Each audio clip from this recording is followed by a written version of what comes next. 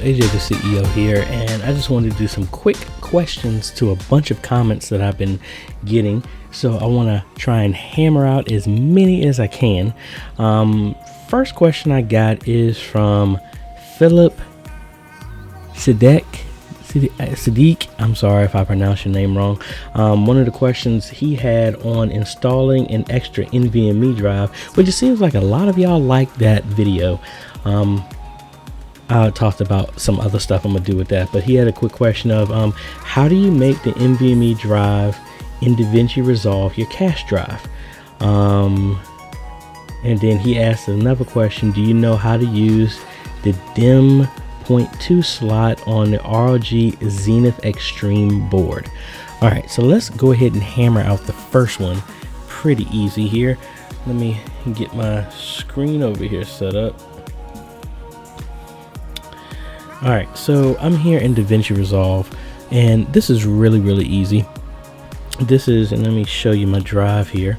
So on my computer here, excuse the network drives, my C drive is a Samsung Evo 512 gigabyte NVMe, and then this drive, my cache drive, is literally the exact same drive. This is the one that I have set up for my cache, as well as other storage stuff that I'm wasting space on, Steam library for wanting to run games real fast. But anyway, it's on the F drive. So this is really simple. In DaVinci Resolve, you just go in here to Preferences, and you're going to go to Media Storage, and you pick your drive, and we have this wonderful note here. The first media storage location in the above list will be used to store gallery stills and cache files. So literally, you just gotta make sure whatever drive that you have for your NVMe, your SSD, like at church, I have dual SSDs in RAID 0, and this is the first drive here, and as long as it's there, that's the one it's gonna use for cache. So really simple. Now I need to get back to the other question. I need to look up the board that he was talking about, because that one I'm not 100% sure on. So this is the ROG Zenith Extreme board. Let's see if we can find something on that. I'm gonna go over here to our buddy Google here, and okay, that's a serious board there. And it's asking how to use that. I am sorry to tell you. Oh, and that is a Threadripper motherboard. Okay. Honestly, I'm sorry, Philip, I can't help you with that one. I have not personally done any work with any of the Threadripper chips. Me personally, I'd love to get my hands on one. It's just the cards just have not actually, I'm not even going to say that. I was going to say the cards don't line up. I don't believe in stuff like that, but no, sorry, can't help you with that one. But I am looking forward to that one. So maybe somebody in the comments, maybe if you got an answer to that one, why don't you help Philip out there? I also had somebody who was looking into the ATEM television studio that I did, and he had a very quick eye because he noticed that the original fans inside of the ATEM, which anybody who's ever used any of them, they're super loud. So I took it upon myself to replace those fans, and he wanted to know which fans exactly did I use. So what I did, I replaced them with these. These are the exact same size of the fans inside. As you can see, this is when I bought it. These are the exact same fans that I actually bought 3 of them. 2 of them for the ATEM, and then it was 4. It was 2 for the ATEM and 2 for the HyperDeck Studio Mini that I had personally inside of my mobile studio before I ended up selling it. But I did not replace the fans inside of the HyperDeck. I just replaced them inside of the ATEM. Now the endings come in with a 4-pin and a 3-pin just like they would for your motherboard. So what I ended up doing is getting some wire nuts, the real simple ones where they're just compression based, to where you can just put the wire in. You don't have to solder. You just put them in there, clamp it down with a needle nose pliers, and that's it, and it forms the connection. That's what I did. And honestly, I would show you the inside of it right now, but I really don't feel like pulling this thing apart so you can see it. But that's what I did. I pretty much just spliced the cables there, found out which cable is the equivalent of the ground, neutral, whatever you want to call it, power, and then just match those up with the connections that are on the board inside of the ATEM. So let's see, what other questions can we get to through here? Oh, let me address something real quick. Again, I want to thank everybody who's been sending me comments on the ATEM Mini. Now, I want this to be said clearly. I'm not trying to clickbait y'all, not trying to fool y'all. A lot of times, my initial impression was that there was no multi-view. That is exactly what I got from the press release when I watched the video with Blackmagic. Then I had someone tell me that there was an update saying that it would have an option as an aux for multi-view out. Obviously, in my video, I was showing the ATEM on my screen. So similarly, let me just cut over so you can actually see. So just like in here, I was showing, this is my screen while I'm recording this right now. I just went to the aux out and was showing this. So just to give an example, so what was told to me is that the ATEM Mini would have the ability to do a new listing here would be multi-view. That is what was told to me. Now, I could be completely wrong. I've had other people saying that's not right and things like that. So again, I'm not trying to fool anybody. I am just in a state of not really knowing either. But like I said, actually I didn't say it on here, I said it on Facebook. I'll lead to that.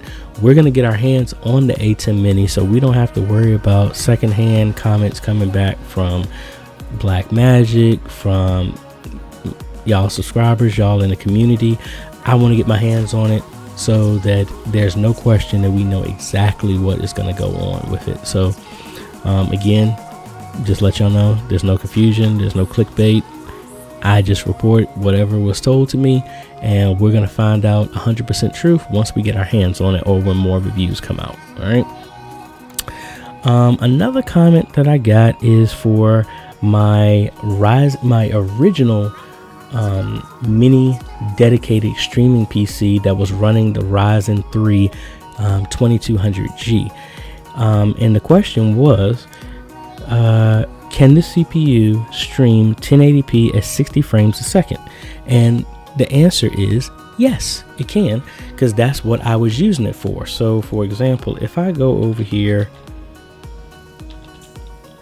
to my gaming channel that I don't play that much on because I'm busy with all these awesome videos for y'all folks. So this is my gaming channel. As you can see, I have tons of videos, but I really haven't done a lot on it. And this is the same system, but let me go back to some old videos just so we know that that is what we're live streaming off of. So when Spider-Man was came out, this is the main system that I was live streaming on, the ITX with the Ryzen 3 2200G. And let's skip forward. Well, first off, as you can see, we're at 1080p 60 frames a second. That's what I had in OBS when we were doing it. Let me skip forward a little bit. I think I might have did some pausings on some of these. So yes, the entire game is in 1080p 60 frames a second. This is the same thing that for when I'm live streaming games, like actual football games or basketball games and stuff like that, that is the same thing that I was using. So if you can get your hands on a Ryzen 3 2200G, which you can probably get for like $79, because they're really pushing for the 3200G, it is more than capable to live stream. at 1080p at 60 frames a second. And again, even at this time, it was getting maybe 25%. I was using the AMD encoder for when I was streaming on OBS, so it was using the GPU to accelerate, but outside of that, the whole processor was not getting over, I think, excuse me, let me take that back. I think the processor didn't get any utilization, didn't go over 31%. So again, you can always, I'll put a link here. Like I said, I don't really game that much on YouTube. I really haven't had a chance to game that much, because if you listen to any of my vlogs, I always say I want to game, but I haven't had a chance to do it. So let's get back over here and answer some more questions here.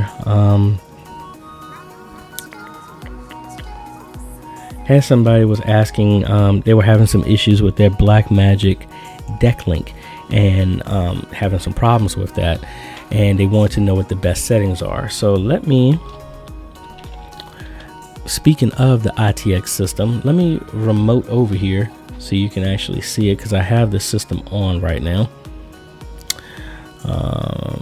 And I'm remoting into it because I don't have a screen hooked up to it. Actually, wait a minute. I do have it hooked up. I forgot I have it plugged into my ATEM, but I can't control it anyway because I can't see it. So sorry, I'm gonna have to do this like this anyway. I think I have it connected. If I don't, I'm gonna have to hook a cable up here. But anyway, this is the same system. Let me open up OBS. I think I have a cable connected to it. No, I do not. Okay, so they were just asking, hold on, let me get a cable so I can actually hook this up. All right, so I'm here trying to see if I can get an output on here. So they were wondering what settings we had on the deck link because they were having some issues. So the first thing, and I actually had this issue 2 times over, one with Signs and Wonders and another one today with Victory Family Worship Center, another church that I helped out a couple of years ago. So the first thing is I'm gonna come in here and you're gonna get your input here. I am using an SDI in. As you can see, I am getting a signal because I'm actually, this is connected to the aux out that I was just talking about on my ATEM. So it's coming in with the program. Now the first thing is you want to make sure you're doing whatever connection. Now I'm gonna assume that you're not using OBS because OBS does have the ability to set this in OBS itself, but defaultly I am using SDI. Conversions, honestly, I don't really mess with this. You could if you wanted to, but I just don't. All right, so I know I'm getting the signal. Now this person, Jose, when he was doing this, he wasn't getting this reading at all. So that's why I was thinking that I suggested that he uninstall the drivers, reinstall it again, and try between this and the HDMI to see if he gets any type of input. And since if he didn't get an input, I think he just has a bad card, or maybe try another slot if that's available in the motherboard. But so we know we're getting a signal. Now inside of OBS, now we might not be able to see this because I am remoting and remote. Oh, never mind. I am getting something because now it's going on to infinity because the aux out is set to the same thing as program. So let me change this to some color bars so it makes it easier to see. All right. So this is what we're seeing, and let me turn off my green chroma key on OBS so we can see everything. All right, so obviously we're getting a signal because this is coming from the ATEM. So inside of here, see the OBS is smart enough to where we have the Decklink Mini Recorder 4K, and it's looking for SDI, but you could change it to HDMI. And since I don't have anything coming in, that's why it's blacked out. So that's really it. That's how simple it is. And maybe I should have just changed this to my camera. That would make it easier. So this is what you're seeing. It's bringing in over SDI, and that's it. There's really nothing to it. If you go to that video desktop video setup, whatever it's called, here, desktop video setup. Yeah. If you don't see a signal coming in on here, at that point, it's just process of elimination to see what it is. So hopefully, Jose, please let me know what's going on. What did you find out with this? I'd love to hear what it is.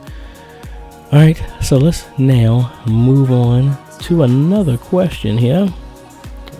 Let me close out of this system.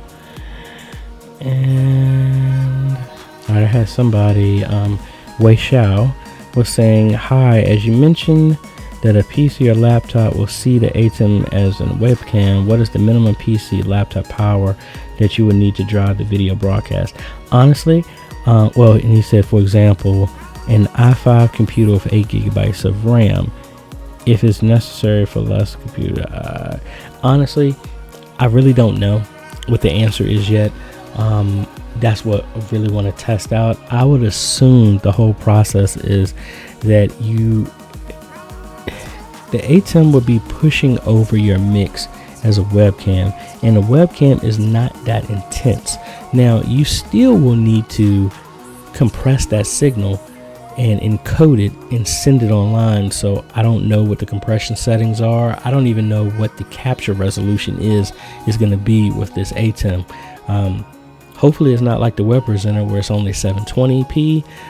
Maybe they give you 1080p. Maybe they have different variable bit rates like you can do with OBS or something like that. That I don't know. So again, like one of the churches I work with, they had an i5 and it was choking to try and live stream. And we ended up, at the time, the Ryzen wasn't out yet. I actually put them on, that was Signs and Wonders. I actually put them on a FX 8320. And that was able to live stream and do the other stuff it was doing without an issue. So I'm not 100% sure. I at least know that, like we talked about before, a 2200G with 8 gigs of memory is more than enough to live stream with a capture card. So I would think that's more than capable of doing the capturing of the ATEM Mini, which is the other project I wanted to test. I wanted to build out an ASRock A300 with a 2200G or a 3200G, and that was it, and just capture everything over USB to see how the performance is. That's something that's still in the works about that.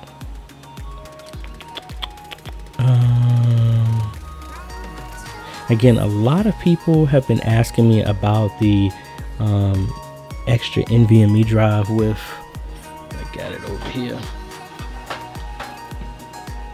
with this card, where I was able to add the second NVMe drive into here, and that was before I upgraded my motherboard.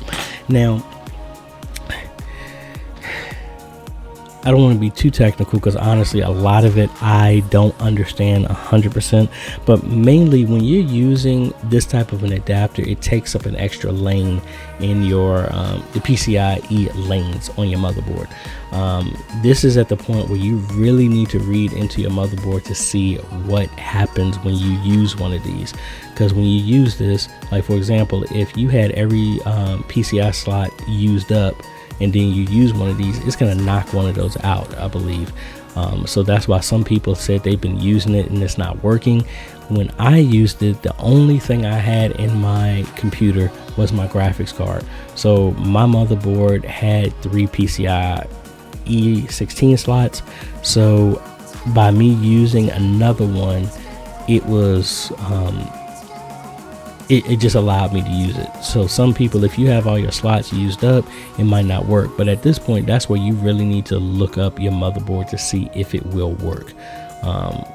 So again, I mean, it's too many variables, and there's no easy way to just say, oh, here's a blanket answer how it will work. So sorry about that. I mean, that's just the way, unfortunately, it is. And I think that's mainly it for today, and I think I like this kind of layout for AJay Answers. I've been running all over the place, so I haven't had a chance to really do a lot of stuff. Today is actually the 7th, and I'm actually behind. I didn't do my vlog on Sunday or Monday. I have to combine those together because I've been up and down the road, and then I got back and I still got a lot of stuff to do. So this AJay Answers is going to be a part of a bunch of videos that are going to be coming out pretty soon. So anyway, I think I am going to do it like this. But what I want to do before I close this out is want to let y'all know the announcement that I said, when we hit 1,000 subscribers, what I'm going to do, and I hinted to it already, I am going to order the A10 Mini. I am going to do a full review, and one lucky subscriber is going to win that A10 Mini once I finish reviewing it. And this is just a way of me wanting to give back and thank y'all for all the support, all the love, kindness, and encouragement that y'all have been giving me as I've been growing this channel to try and help your media ministry, your tech folks, and all this other stuff like that to grow and modernize your media ministry. So again, I am going to pick someone. There's no rules except for you just need to be a subscriber, and I recommend you have notifications. That way you'll know when I post a video and tell who the winner is. But again, I'm going to get an A10 Mini. Hopefully I can get one. I'm actually going to reserve it tomorrow, and once it gets in, I will do a review, and you have a fair chance to win it. One thing I would recommend, you want a better chance, get a whole bunch of people in your church to get them to subscribe, and you have a better chance. So just picking one person, and we're going from there. So again, thank y'all so much. We're right around the corner. We were at 825 today, and I think we lost 2 subscribers, but hey, we're still moving forward. Again, thank y'all so much.